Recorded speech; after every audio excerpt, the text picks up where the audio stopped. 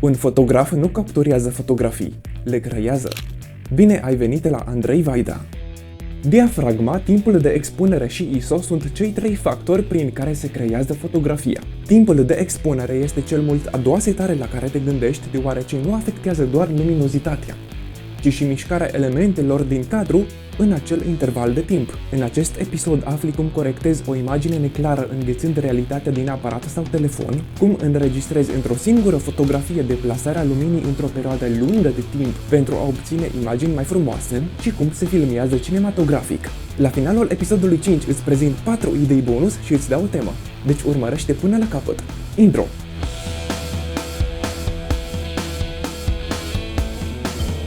Știi deja că fotografia se formează atunci când obturatorul aparatului se deschide și lasă lumina să pătrundă în camera obscură și să se imprime pe film sau senzor. Intervalul în care clapita aceasta stă deschisă, adică în care se creează poza, se numește timp de expunere. Întrucât aparatul face click rapid, avem senzația că se capturează un instantaneu al realității într-o fracțiune de secundă și de cele mai multe ori chiar așa este. Timpul de expunere e de obicei o sutime sau o miime de secundă. Iar dacă te uiți la videoclipurile lui Andrei, înseamnă că ești priceput și știi că poți folosi un timp de expunere oricât de scurt sau lung dorești, în funcție de cât de clară sau mișcată dorești să fie imaginea. Pe aparat e specificat în secunde, de exemplu 1 pe 100, 1 pe 200 sau 1 supra 1000 de secunde. Exact! Împarți o secundă la 1000 și ceea ce se mișcă în acea fracțiune de secundă e înregistrat ca poză. Desigur că poți folosi un timp de expunere lung, de o jumătate de secundă, 2 secunde sau chiar ore întregi dacă nu îți fură nimeni aparatul cât timp îl lași noaptea pe stativ. Sper că e evident faptul că dacă timpul de expunere este scurt, ajunge puțină lumină pe senzor și poza e mai întunecată.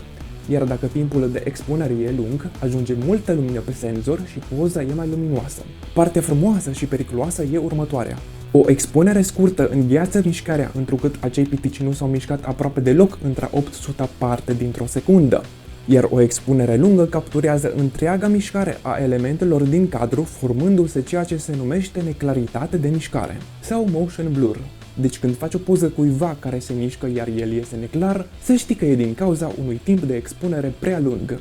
Aparatele mai greșesc, deci iată câteva situații în care dorești să folosești un timp scurt de expunere.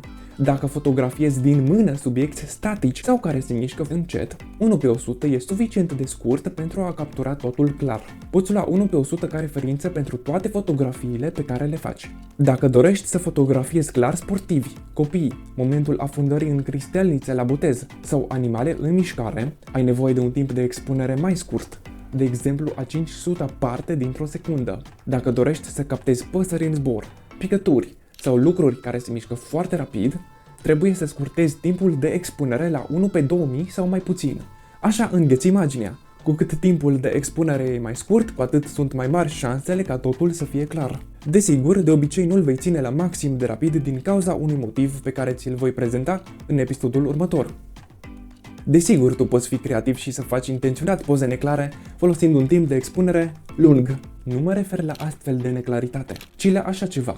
Sau așa, în care elementele staționare sunt clare și cele în mișcare neclare. Am realizat prima fotografie în două variante. Cea în care totul e clar e banală. Vezi niște mașini care puteau să circule sau să stea pe loc. Cealaltă îți transmite clar că subiectul merge rapid datorită fundalului mișcat. Am obținut această poză urmărind mașina cu aparatul.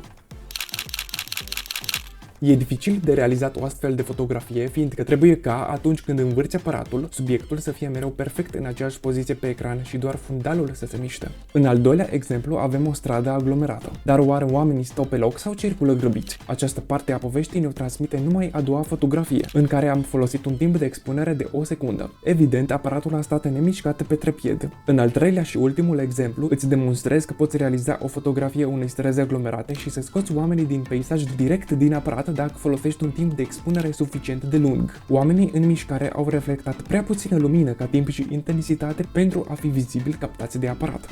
Dacă până acum ai aflat ceva nou, te rog să dai un like. Mulțumesc! Foarte mare atenție! La un timp lung de expunere trebuie să asiguri o stabilitate perfectă a aparatului. Chiar dacă l-ai pus pe trepied, dacă bate vântul tare și îl mișcă doar o jumătate de milimetru, poza va ieși neclară. Oprește și stabilizarea aparaturii, dacă e cazul, fiindcă poate greși câteodată. Îți amintesc că este datoria ta ca fotograf să te asiguri că ceea ce trebuie să fie clar să fie înghețat, iar ceea ce arată mai bine neclar să fie mișcat. Limita este imaginația ta.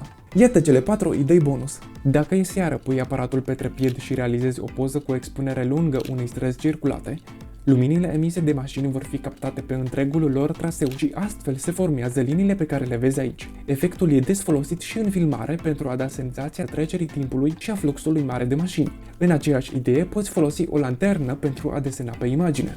Îți amintești că în primul episod am spus că fotografia este scriere cu lumină? Ei, uite, fix asta este. Te întreb de ce eu nu apar în poză.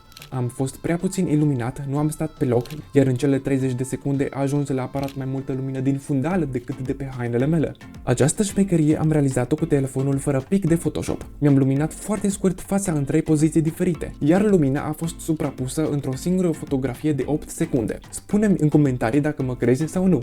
Atunci când fotografiezi o apă curgătoare, dacă folosești un timp de expunere scurt, înghiți picuri în aer. Iar dacă folosești un timp lung de expunere, se uniformizează întreaga suprafață a apei, oferind totodată iluzia mișcării. Iar acum întrebarea întrebărilor. E întuneric. Care e cel mai lung timp de expunere pe care îl pot folosi pentru a fotografia din mână subiecti statici? Răspunsul depinde de 2 factori.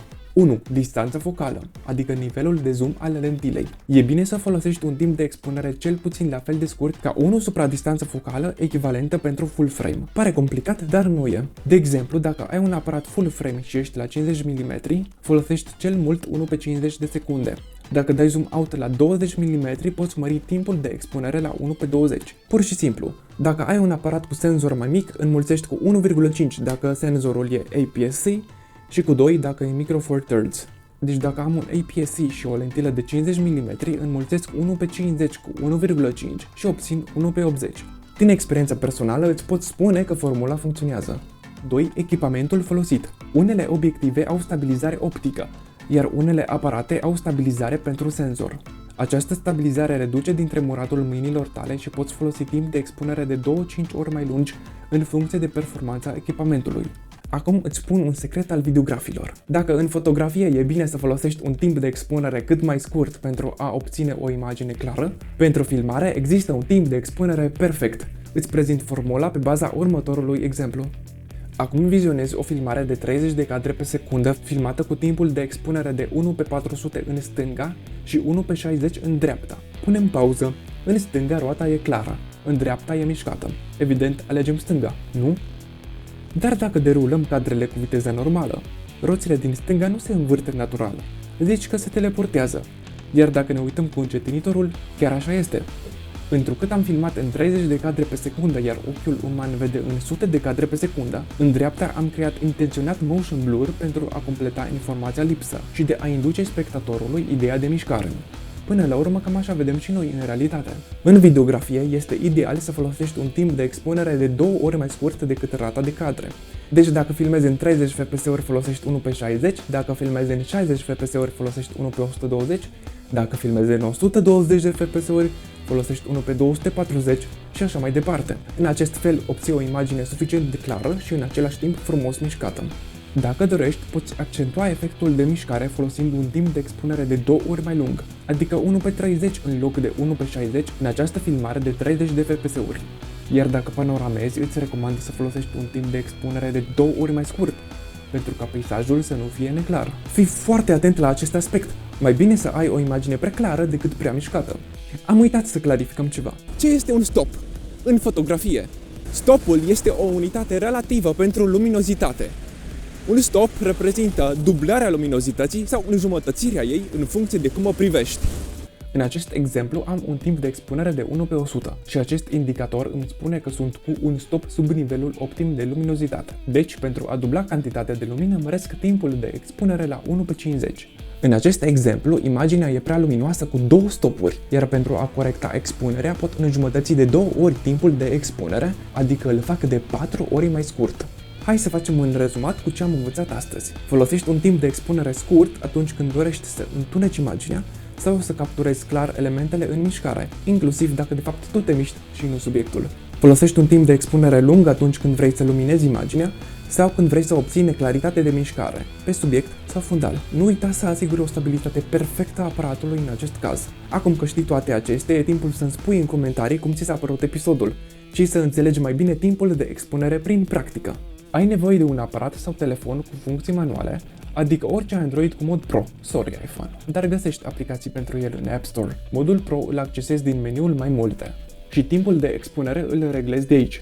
Dacă ai un aparat, pune-l pe modul TV, în care setezi timpul de expunere, iar diafragma și ISO sunt gestionate automat. Fă poze obiectelor statice și celor în mișcare cu timp de expunere diferiți și vezi ce se întâmplă. Joacă-te cu el atât ziua cât și noaptea și spune mie și prietenilor ce ai realizat. Dacă vrei, pune Instagramul tău în comentarii și noi venim cu inimioare. Pune și tagul Curs Foto Andrei pe noile imagini realizate ca să le găsim. După ce dai o inimioară și acestui videoclip, trimite-l unui prieten și ne vedem în episodul următor, unde explic cu exemple concrete ce este și cum folosești ISO pentru orice aparat de fotografiat, inclusiv telefonul. Iar dacă nu ai văzut episodul cu diafragma sau cel în care îți prezint cum combin perfect toate setările, clică aici. Să ne vedem cu pace în episodul următor cu 4 de da sau 4 vizionări. Oare suficiente?